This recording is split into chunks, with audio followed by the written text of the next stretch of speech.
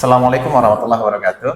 Waalaikumsalam warahmatullahi wabarakatuh. Selamat siang semuanya. Siang, Pak. Dalam keadaan sehat bukan? Alhamdulillah Sehat. Baik, kita cek siapa yang tidak hadir hari ini.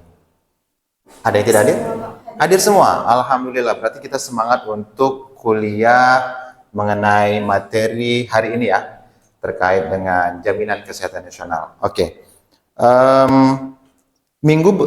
Sebelumnya kita bicara tentang pembiayaan makro dan pembiayaan mikro. Jadi adapun jaminan kesehatan nasional ini banyak berkaitan dengan pembiayaan makro, artinya pembiayaan yang memang langsung diselenggarakan oleh negara, tidak lagi transaksi kecil, jual beli misalnya, atau sewa pinjam, itu kan transaksi hanya antar individu dengan individu. Tapi ketika bicara tentang jaminan kesehatan nasional, itu sudah bicara tentang pembiayaan makro. Kita awali perkuliahan ini dengan membaca doa. Bismillahirrahmanirrahim. Raditu billahi rabba wa bil islami dina wa bi Muhammadin nabiyya wa rasulah. Rabbi zidni ilma warzuqni fahma. Amin ya rabbal alamin. Baik. JKN, Jaminan Kesehatan Nasional. Siapa yang pernah mendengar kata JKN? Saya, Pak.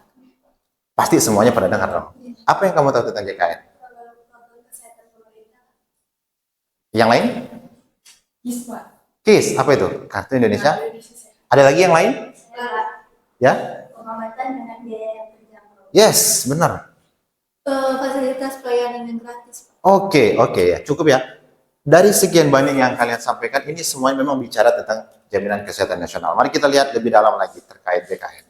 Pertama, tentu yang ingin saya harapkan dari kalian adalah setelah kuliah ini kalian mampu menyatakan ulang kembali terkait dengan apa itu dasar hukum dari JKN, apa tujuan JKN, siapa saja peserta JKN, dan siapa saja penyelenggara jaminan kesehatan nasional, serta pihak-pihak yang terkait dengan JKN ini ya, jaminan kesehatan nasional.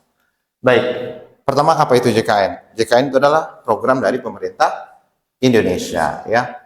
Selain Indonesia, itu negara lain juga ada program JKN-nya, tapi bukan JKN namanya, mungkin ada program yang lain, begitu ya.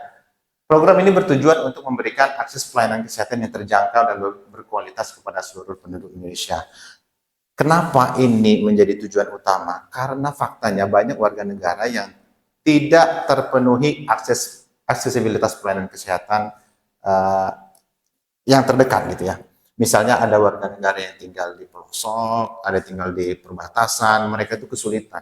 Bahkan beberapa kelompok masyarakat yang berada dalam status ekonomi menengah ke bawah, mereka mikir tuh pelayanan kesehatan, pasti akan ngeluarin duit, ngeluarin pembiayaan, belum lagi transportasi dan lain-lain. Maka negara harus hadir untuk menjamin setiap warga negaranya mempunyai akses ke pelayanan kesehatan tanpa merasa mengkhawatirkan berapa biaya yang dikeluarkan. Nah, siapa pengelola JKN? BPJS Kesehatan. Oke, kita next ya. Dasar hukumnya ini ada 3. Ada undang-undang tentang SJSN, lalu ada peraturan pemerintah nomor 72 tahun 2019, dan dasar hukum JKN yang lain ini bisa berkaitan dengan apa? Peraturan dari Menteri Kesehatan ataupun dari Direktur Utama BPJS Kesehatan. Nah, ada pro kontra beberapa pemberitaan yang lalu terkait status kehalalan gitu ya, atau status hukum dari JKN menurut versi Islam. Ada yang menyatakan haram, ada yang menyatakan mubah, ada yang menyatakan sunnah malah gitu ya, bagus malah. Nah, kalau kita mengacu nih, ada 3 prinsip ya, ada 3 prinsip utama dalam syariah, yaitu prinsip pertama, prinsip keadilan, lalu prinsip kepastian, dan prinsip kemanfaatan. Ketiga prinsip ini, kalau kita menggunakan kacamata yang lebih dalam lagi terkait JKN, maka sebenarnya JKN itu telah memenuhi ketiga prinsip ini. Keadilan, baik warga kaya, warga miskin, tinggal di Papua, tinggal di Sumatera, semuanya adil, memiliki akses yang sama terhadap pelayanan kesehatan. Kepastian, pasti setiap pembiayaan, setiap pasien berobat, itu akan dibayarkan oleh BPJS Kesehatan maksud saya. Klaim-klaim yang dilaporkan oleh puskesmas itu akan dibayarkan oleh BPJS Kesehatan. Lalu kemanfaatan, tentu ya, orang berobat kemanfaatan supaya sembuh, supaya hidup yang lebih baik lagi, tidak ada sistem perjudian di sana atau sistem apapun di sana gitu ya yang berkaitan dengan jaminan kesehatan nasional. Ya. Lalu peserta JKN. Yes. Siapa di sini peserta JKN yang kelas 3? Tunjuk tangan. Kelas 2? Kelas 1? Ada yang tidak mengerti bahkan ya peserta kelas ini. Jadi izinkan saya menjelaskan bahwa peserta JKN itu secara garis besar ada dua. Pertama, penerima bantuan iuran atau yang disingkat dengan PBI, lalu ada yang disingkat dengan peserta bukan BPI. PBI itu penerima bantuan iurannya. Nah, yang pertama itu adalah penerima bantuan iuran. Ini biasanya diberi ada kuotanya untuk setiap pemerintah daerah atau pemerintah kota kepada masyarakat-masyarakat yang berada dalam status ekonomi bawah gitu ya. Mereka disubsidi oleh pemerintah, dibayarkan oleh pemerintah terkait iurannya. Maka mereka ini biasanya ditempatkan di kelas 3 saja. Adapun yang selain itu masuk kelompok yang peserta bukan PBI. Ada dua lagi di bawah itu, yaitu penerima upah dan bukan penerima upah. Penerima upah itu contohnya seperti saya, PNS, ada kemudian pegawai perusahaan. Mereka itu, kelompok-kelompok ini dibayarkan iurannya dari gaji yang otomatis dipotong. Dan yang bukan penerima upah, artinya masyarakat mandiri, maka masyarakat secara individu membayarkan iurannya. Bisa biasanya melalui ATM, melalui virtual account, pernah dengar ya? Atau ke Indomaret, atau ya sistem pembayaran yang lain, seperti itu ya. Nah, ini sangat perlu saya sampaikan ke kalian, bahwa ternyata tidak semua orang memanfaatkan kartu JKN. Nih, ada orang punya kartu JKN, tapi tidak dimanfaatin ke puskesmas. Saya meneliti ini di puskesmas Pagurawan, Batubara. Menurut Anda, nih coba, menurut Anda, kenapa sih orang nggak mau memanfaatkan kartu JKN? Karena pelayanannya buruk, Pak. Pelayanannya buruk, bisa jadi. Ada lagi yang lain, kenapa orang nggak mau memanfaatkan kartu JKN? Karena ada tunggakan. Yes, karena ada tunggakan. Mungkin ada yang lain? Iya, kedua hal itu merupakan hal yang utama memang menjadi temuan dalam penelitian saya. Pertama, karena pasien banyak mengeluhkan pelayanannya itu buruk, atau antriannya panjang, obatnya tidak lengkap, banyak gitu ya. Ada yang satu lagi memang dasar pesertanya sendiri yang bermasalah, menunggak iuran sehingga takut ketahuan, maka kartu itu tidak dimanfaatkan. Maka ini hal-hal yang terjadi di masyarakat ya. Pemerintah itu sudah menyediakan sebaik mungkin, seideal mungkin, tapi di masyarakat itu terjadi kendala-kendala dalam pemanfaatan JKN. Nah, di bagian ini saya akan tunjukkan kepada Anda video. Saya minta bagi kelompok sekarang, silakan bagi kelompok ya. Ada dua kelompok, kelompok 1 ya, dan kelompok 2. Saya akan tanyakan kepada Anda, kepada kita ya, terkait studi kasus yang Anda harus cari tahu apa permasalahan dari video tersebut dan apa sebaiknya dilakukan untuk perbaikan. Saya ingin ini lebih dinamis, bisa jadi Anda pro dengan kasus yang akan ditayangkan dan bisa jadi kontra. Baik, simak video berikut. Puskesmas Beringin Raya yang menolak pasien saat ingin berobat. Dari sejumlah pemeriksaan, diketahui penolakan tersebut didasari fasilitas kesehatan warga yang terdaftar pada BPJS berada di puskesmas berbeda. Pencopotan Kepala Puskesmas Beringin Raya, Kecamatan Muara Bangkahulu, Kota Bengkulu dilakukan oleh Wali Kota Bengkulu, Helmi Hasan. Buntut dari penolakan petugas puskesmas ketika seorang warga bernama Farida hendak berobat menggunakan BPJS. Diketahui penolakan tersebut dilakukan petugas lantaran fasilitas kesehatan Farida yang terdaftar di BPJS berada di Puskesmas Ratu Agung, bukan di Puskesmas Beringin Raya. Oke, sampai di situ silakan diskusikan selama 30 detik.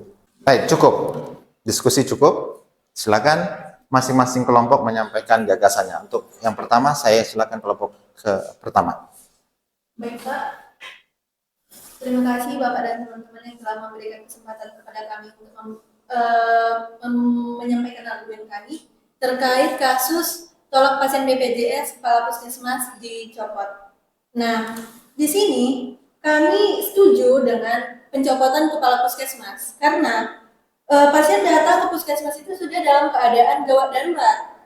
Meskipun domisili pasien yang tertera di kartu itu tidak sesuai dengan puskesmas yang didatanginya. Tetapi kelompok kami seharusnya kalau puskesmas itu bisa mengambil tindakan yang lebih bijak terhadap urgent tidaknya pasien itu ketika datang ke puskesmas karena kita sebagai tenaga kesehatan menjunjung tinggi keselamatan pasien. Baik, terima kasih Ainun. Beri aplaus untuk Ainun. Untuk kelompok kedua, bagaimana tanggapan dari kelompok kalian? Silakan. Baik, terima kasih atas kesempatannya untuk kami memberikan argumentasi mengenai tolak pasien BPJS dan KA Puskesmas dicopot. Menurut kelompok kami kontra Pak terhadap permasalahan tersebut. Ya. Karena seharusnya pemerintah itu dipikirin kembali, nggak harus buru-buru untuk mencopot kepala puskesmas tersebut. Karena di sini permasalahannya adalah pasien tersebut salah merujuk ke puskesmas yang berada di kartu JKN tersebut. Karena sudah ada aturannya bahwa di kartu JKN itu setiap masyarakat diberikan domisili puskesmas yang harus dia rujuk, tapi dia salah. Baik, terima kasih Alia. Beri juga aplaus. Nah, kedua pendapat pro dan kontra ini saya tidak menyalahkan karena kita memang tidak tahu akar masalah penyebabnya gitu ya.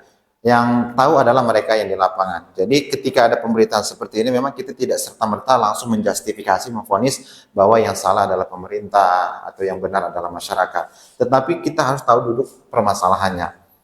Masing-masing argumentasi kalian itu bisa, kalau memang faktanya itu terjadi di lapangan, maka masing-masing ini benar gitu ya. Jadi baik pemerintah misalnya tidak boleh cepat menyalahkan ya, kelompok ini tadi, pemerintah tidak boleh cepat menyalahkan mencopot kepala puskesmas karena bisa jadi pasiennya yang tidak tercerahkan, tidak punya pengetahuan bagaimana pemanfaatan yang baik terhadap pelayanan kesehatan. Tapi kelompok ini tadi ada benarnya. Masa sih pasien segitu parahnya, sudah daruratnya, masa main tolak-tolak aja? Kan nanti masyarakat taruhannya nyawa. Nah ini benar semuanya benar. Jadi baik tujuannya ini dua-duanya benar, tapi harusnya mekanismenya tidak salah begitu ya. Studi kasus ini menandakan bahwa materi kita telah berakhir, sehingga kita berada pada kesimpulan bahwa JKN ini adalah sangat penting bagi warga negara Indonesia. Namun saya ingin mendengar salah satu dari kalian menyimpulkan apa sih poin yang Anda dapatkan di perkuliahan ini. Siapa? Aisyah, silakan berdiri. Baik Pak, terima kasih atas kesempatannya. Saya akan memberikan kesimpulan mengenai pembelajaran kita pada hari ini, yaitu yang pertama adalah jaminan kesehatan nasional atau JKN adalah suatu jaminan kesehatan yang diberikan oleh pemerintah untuk menjamin kepastian kesehatan bagi setiap warga negara Indonesia, dan jaminan kesehatan ini juga berlaku di seluruh wilayah yang ada di Indonesia. Kemudian berdasarkan integrasi keislaman, JKN ini sudah ada kepastian kehalalannya bahwa JKN ini memenuhi prinsip dari keadilan, kepastian, dan kemanfaatan. Untuk JKN ini memiliki dua, yaitu dari PBI atau penerima bantuan iuran, di mana bagi masyarakat yang kurang mampu, iurannya ini dibantu oleh pemerintah, sementara yang non PBI, masyarakat akan membayarkan iuran tersebut secara mandiri atau dipotong melalui gaji bagi karyawan di perusahaan atau di dinas pendidikan. Baik, terima kasih Aisyah. Beri tepuk tangan. Sangat komprehensif dan sangat holistik kesimpulan yang disampaikan oleh Aisyah. Saya merasa bahwa Anda memang benar-benar menyimak sampai akhir apa yang kita kuliahkan hari ini. Baik, di poin yang ingin saya sampaikan di kesimpulan adalah pertama, bahwa JKN adalah program penting untuk meningkatkan akses dan kualitas pelayanan kesehatan di Indonesia. Sehingga kita terutama ya, seorang tenaga kesehatan, calon SKM, jangan lagi ada berpikiran JKN itu tidak penting. Karena kita sudah tahu dasar hukumnya, tujuan, manfaat, dan seterusnya. Lalu dasar hukumnya juga Anda tahu, ya, tujuan, manfaat, paket, dan elemen-elemen pihak mana saja yang terlibat dalam JKN. Lalu yang ketiga, sebagai seorang muslim yang taat kepada aturan agama, kita harus yakin dari perspektif syariah bahwa JKN ini telah memenuhi unsur-unsur prinsip syariah yang kita imani, yang kita jalankan.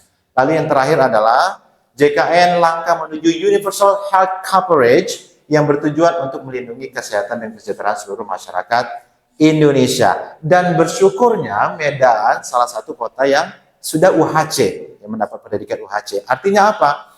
Artinya dengan menunjukkan identitas KTP saja Anda, ya, sebagai warga negara Medan, Anda bisa berobat ke fasilitas kesehatan manapun. Baik, saya kira ini pertemuan kita. Saya ucapkan terima kasih sebanyak-banyaknya atas partisipasi dan perhatian kalian terhadap perkuliahan ini. Saya menitipkan beberapa tugas di akhir. Ini adalah tugas untuk Anda take home di rumah. Anda bagi kelompok, jadi satu kelompok ada 2 orang. Anda cari topik tentang ini, tujuan dan dampak, peran BPJS Kesehatan, pengalaman peserta, tantangan dan perbaikan. Silakan Anda cari literatur yang bicara tentang keempat hal ini, lalu kita akan diskusikan minggu depan dengan mengacu pada format penyusunan ini, gitu ya. Oke, demikian perkuliahan kita. Saya berharap semua dalam keadaan sehat dan silakan melanjutkan aktivitas yang lain ya. Kita akhiri dengan membaca doa kafaratul majelis. Subhanakallahumma wa bihamdika asyhadu an la ilaha illa anta astaghfiruka wa atubu ilaik. Saya tutup. Assalamualaikum warahmatullahi wabarakatuh. Waalaikumsalam.